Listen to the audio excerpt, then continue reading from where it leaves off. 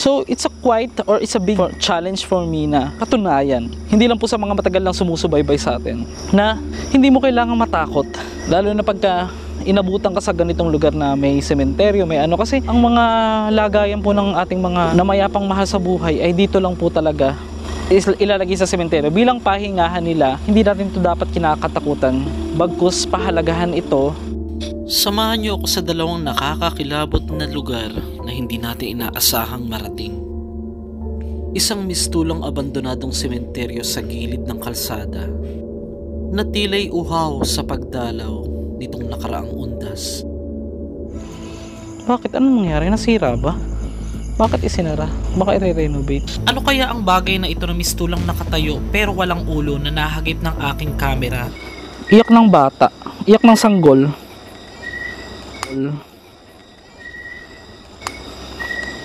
Kung saan yung eksaktong lugar saan siya nakita, nandito nagtataas yung energy. May nakita ka kanina sa likod ko. Anong itsura? Sa mong ano? Masasabi mong legit, guys. So,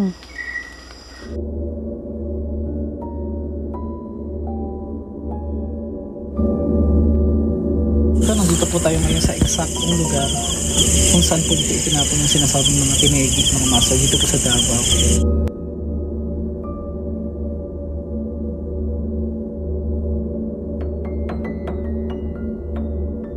May creek pa dito.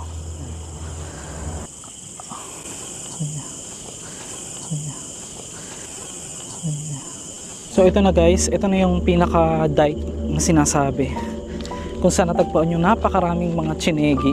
Oo, kasi wag natin banggitin yung word na ganun kasi baka ma-restrict na naman tayo ng YouTube dito sa bandang dulo, kasi alam ko aurahan to ng mga bayot dati.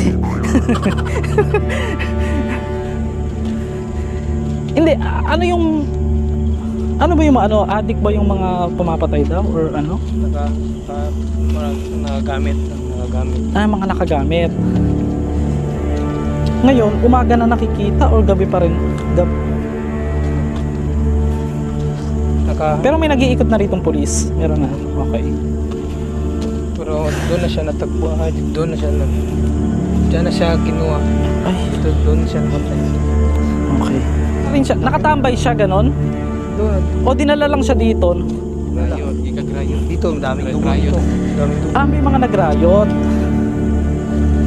Masan? Nandiyan pa yung dugo niya? Wala na. March na yun. Okay. So mapapansin nyo guys, maraming mga sulat dito. Ayan. Makikita sa drone shot na ating pinalipad ng hapon pa lang, para talagang walang taong nagpupunta rito. Ngunit sa kabila ng napakaraming bahay dyan, ay napakarami ding buhay daw ang nawala.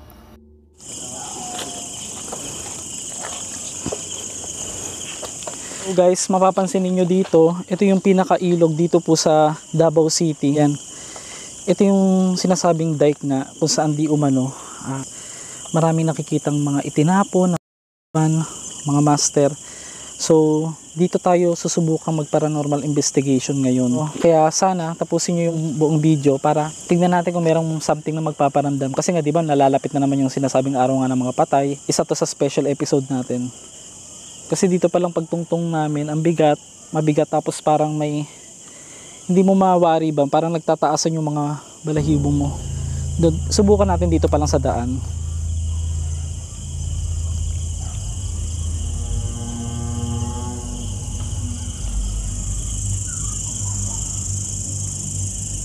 Meron po ba dito sa daan na ito? Pwede nyo pong paggalawin yung aking ginagamit po na EMF.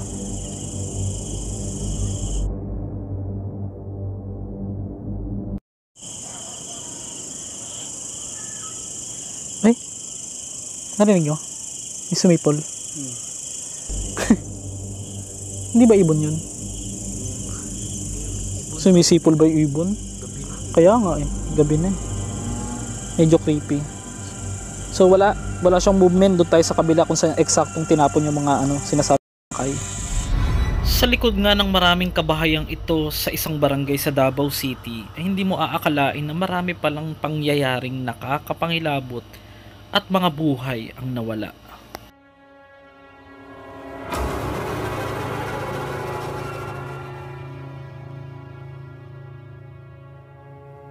Malubat. Okay lang yan.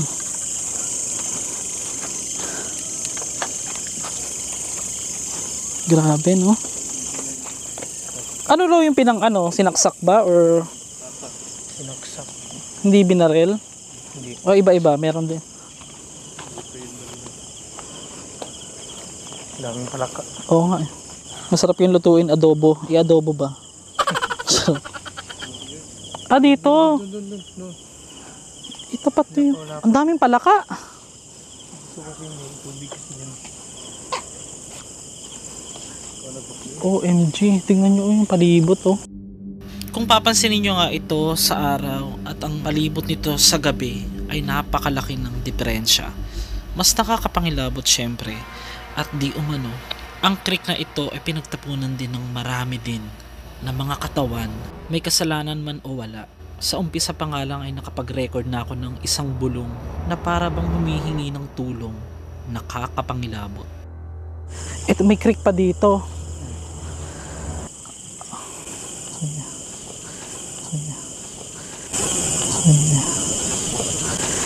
May tinapon din dito sa creek na to, guys.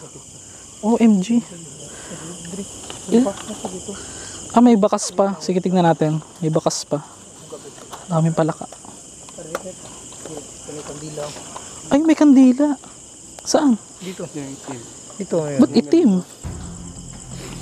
Ay, ito. Tinulusan ng kandila rito.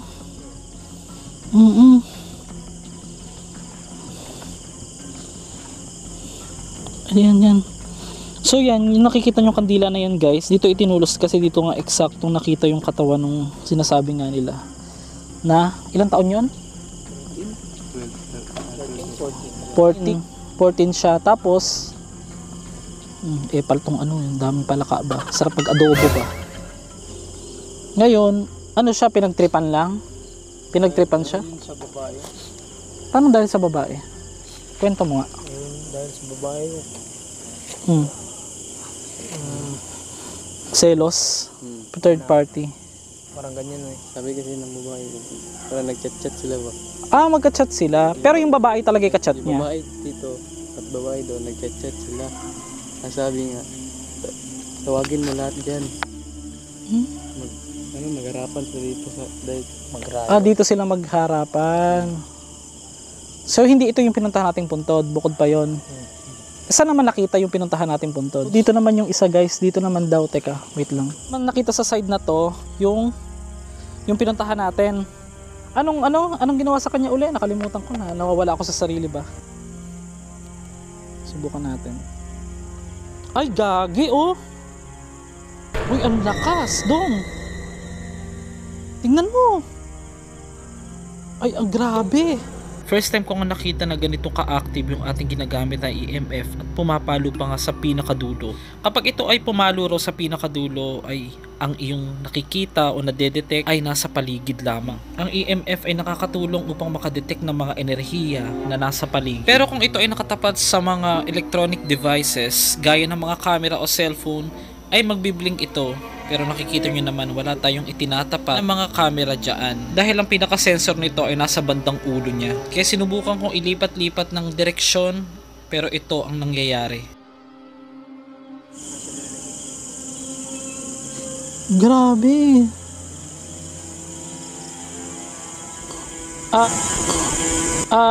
Pwede nyo po bang pa-stopin hanggang pinakadulo nito? Na steady lang kung nandyan po kayo? Ay, grabe, guys.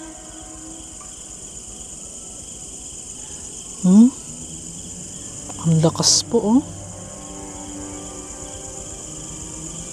Ngayon ko lang to na-experience ang ganito. Dito, nawawala, oh.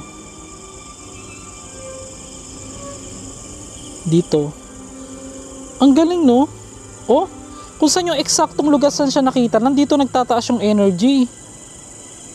Yung EMF natin. Lapit pa tayo. Samahan nyo ko rito. Takot ako. So, ayan, guys. So, ilan naman daw yung nakita rito sa creek? Isa lang. Kasi kasama niya. Yung kasama niya tumakbo. Meron din pala dito guys daw dito na itinapon sa creek. Tignan nyo, ang lakas oh. Na-amaze ako oh.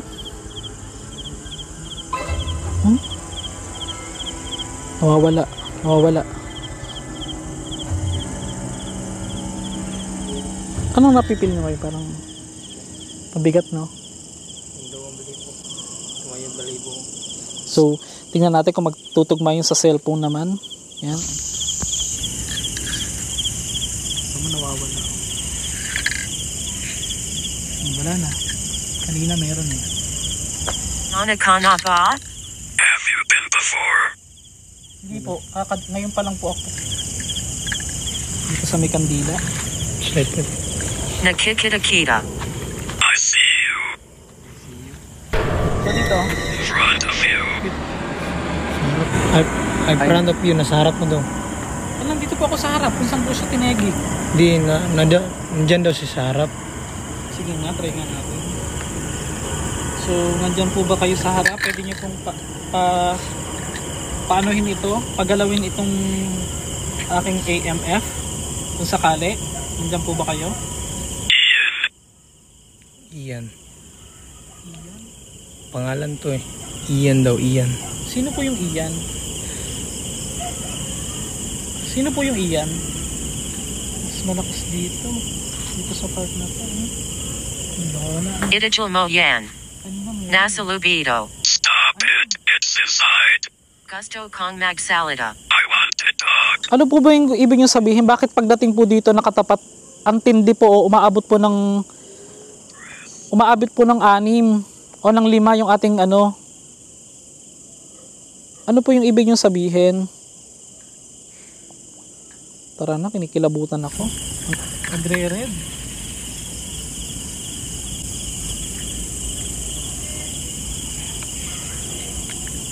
Tama, nawawala oh. Wala na. Kanina meron eh. Ano, may nakita ka? Saan? May nakita ka kanina sa likod ko. Anong itsura? Puti, hindi mo kita. Puti kasi. Kulay puti. Meron ba puti? Liwanag or ano? Puti lang. Puti lang. Wala naman puti dun eh. Pero malayo siya sa akin or malayo-layo sa akin? Habang nagbibideo ka? Nakita sa cellphone, hindi. Pero naka-record yun, nagre-record ka yung sa Ghost Tube. Ito tong mismong ano? Mismong ano? Mismong ano? Talaga ba? Sana na-record natin, no? Check ko, guys. Hindi na bago sa atin na nakaka-record ng mga sit-sit, mga boses at ang kung ano-ano pang nakakakilabot. Kahit 3 kami ng kasama ko rito, ay hindi maiiwasan na makapag-record talaga ng ganito. At tayo na bahalang maniwala o hindi. Dahil never naman tayo nagmamanipulate ng mga sounds o ng mga talagang nare-record natin on the spot kahit hindi natin ito napapansin sa personal. Sa mga ano? Masasabi mong legit, guys. Tignan mo naman, oh. Oh. Tignan mo, guys, oh. Masasabi mong legit talaga siya.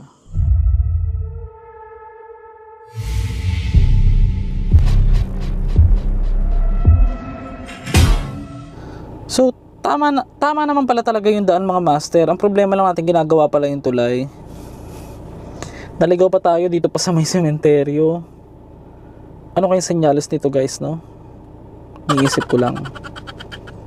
Baka ito ay paalala sa atin na huwag natin kalimutan yung nasimulan natin. Kasi baka meron pa tayong mission. Diba? Speechless ako. So, sasaglitin lang natin, guys, kasi ano na eh, this oras na ng gabi, 12:56 na pala. Tignan nyo, ako ready kasi ako sa vlog talaga. Anytime, lagi kong dala yung mga camera ko, lalo ngayon nakabili tayo ng sasakyan. It's 12:59 November 4. Yan. So katatapos lang ng undas, mga master. Subukan lang natin pumunta. Yan. Sakto naligaw ako dito. Hindi ko alam na may ganito palang sementeryo sa Davao City. Total, lagi naman akong kompleto. Tanggalin natin hazard. So ang creepy eh, kasi lock natin yung yan. Tignan nyo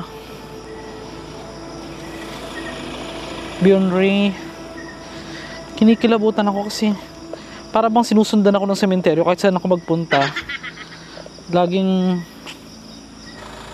So bali ito yung pinaka first ever na vlog natin na mag-isa kasama sa sementeryo, kasama itong ating bagong sasakyan. May pinagmamalaki ko sa inyo kahit puro putik na. Wala pa pong 1 week yan na release. Yan. Si Bjorn Ray, oo. Pagka papalinis natin, wala nakaharang talaga guys. So kung gagamitin natin ang common sense natin, hindi tayo makakadaan ngayon sa tulay na ito. Dahil ginagawa pa. Kung papansin nyo naman, may mga ilang kabahayan dito. Kasi nasa city pa rin naman tayo dito sa Davao City. Kasi sobrang laki po ng Davao mga master. So definitely malaki yung sakop niya. Ang alam ko ito yung isa sa pinakamalaking syudad sa mundo, ang Davao City, kung di ako nagkakamali. Diba? Sarado. Bakit? Anong nangyari? Nasira ba? Sira ba? Bakit isinara? Baka i-renovate. Ano kaya ang bagay na ito na mistulang nakatayo pero walang ulo na nahagip ng aking camera? Nakakapagtaka lang dahil nung ako ay nagbi-video dyan ay hindi ko ito napapansin. So ikaw nang bahalang pumansin dito kung ito ba talaga ay kung ano man o baka mamaya meron lang dyan something. Parang korte nga siya ng isang lalaking nakabarong na naman, nakagaya ng nakita natin nung nakaraan sa sementeryo. Nung pagbali ng camera ay ito nga ay wala na at ang nakakapangilabot pa. Bakit isinara? Baka i-renovate. Naka-welding pa. So far habang nag-i-enjoy ka mga master sa ating video for today, ay please like bilang suporta. Huwag mo kalimutang mag-share kasi isasama ko po yung ibang video rito na may kinalaman din sa ganito na parang naligaw din kami sa sementeryo nung gabi din mga master. Pero ibang part na po yun ng Davao. Suportahan nyo yung video hanggang dulo. Kasama yung mga pamilya, kahit mag-isa lang kayo, kayanin nyo. Ako mag-isa ako ngayon eh. Para naman tayo, happy. Nakakapayat daw yung panonood ng horror. Kaya lagi nyo panoorin yung vlog ko. Ikaw, tatanungin kita, ano ang gagawin mo kung ikaw maligaw ka kasama ang iyong sasakyan? Dalawa lang kayo, wala kayong ibang kasama sa isang abandonadong lugar pangsamantala ngayon. Tapos meron ka pang madaan ng abandonadong sementeryo. So for me, talagang challenging ito.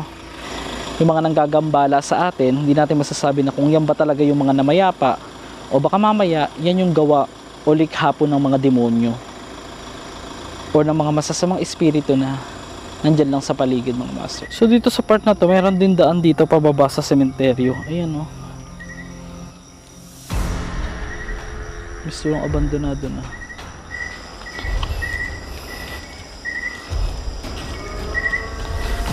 Ikaw guys, tingin mo, kaya mo ba yung ginagawa ko? Comment below. Yung papasok ka in the middle of the night or 1 AM sa sementeryo na mag-isa ka lang.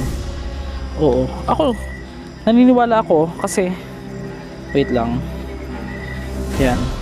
Naniniwala ako sa sarili ko na yung kakayahan na yan ay hindi yan basta-basta na binibigay kung sino man. Depende po yan sa tao.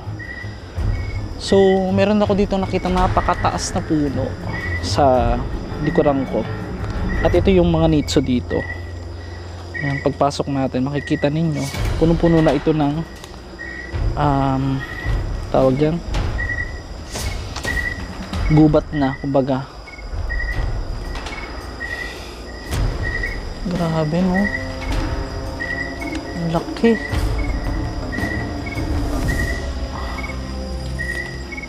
Ang laking puno. Ayan, labod yan guys. Ayan yung pagka umihi yan na ka, pwede ka mabulag daw. Tsaka daw ng balat yan pag parang nakakapasok, ganun. Labod ang tawag niya sa Bisaya. Kahit nandito tayo sa Davao. So bakit may mga butas dyan? Nagtuturos din sila dito ng kandila dito sa malaking puno. Tabi-tabi lang po, agi-agi lang. Never na tayong hahawak guys. Ayun yung masasabi ko guys na isa ito sa pambihirang talento yung makapunta ka mag-isa sa mga sementeryo ng mag-isa ka lang ng gabi. Biruin mo 1 AM, unexpected, dinala tayo dito sa sementeryo. Hindi sinasadya, nadaanan lang natin. Wala akong idea kasi nung unang punta namin dito araw, hindi ko ito napansin nung nakaraan. So, ang nangyari, ngayon ko lang talaga napansin na meron parang sementeryo dito. Kasi nga ginagawa yung tulay, bumaling kami. Kaya ito, nagbaka sakali kung dumaan uli at akala ko okay na. Tignan nyo to. Tabi po. Mga nitso. Agi-agi. Kanina pa ako nakarinig na may kumakatok eh. Super, ito na. Ito na yung dulo ng sementeryo. Maganda sana to balikan ng umaga para kitang kita talaga.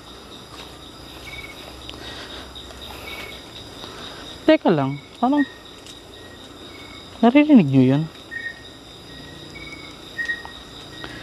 May naririnig ako.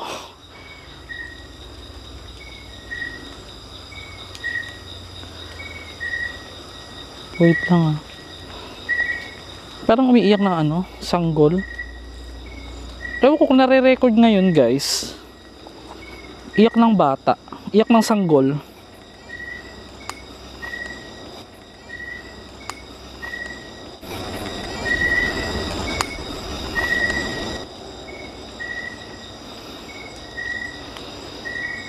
Creepy. Eh, naririnig nyo ba? Parang may tumutok-tok eh. Yun oh, kanina pa may parang kumakatok. Tapos parang may ano, umiiyak ng sanggol, iyak ng sanggol.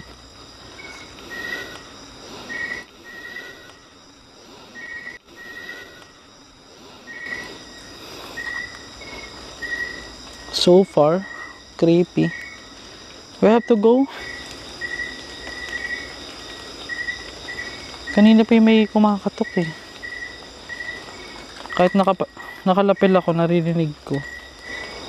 Yung mga puntod ng bata siguro dito. Grabe ka creepy nito. Kaya nyo bang pumunta ng ganyan?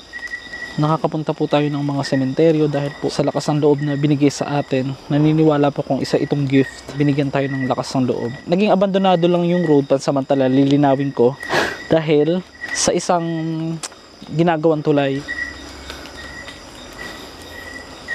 Yan no?